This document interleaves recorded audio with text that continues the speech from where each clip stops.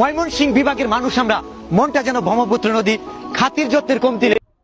AI দিয়ে thoughts of Billal ভাইয়ের এই ভিডিওটা যে বানাইছো, আমার তো মনে হয় তোমার কোনো জন্ম পরিচয় নাই। জন্ম পরিচয় যদি থাকতো তাহলে এইরকম ভিডিও কখনো বানাইতে পারতা না।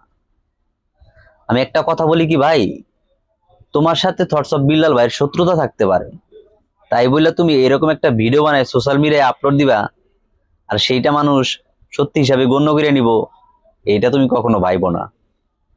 যদি লড়তে হয় তার সামনে গিয়ে লড়ো।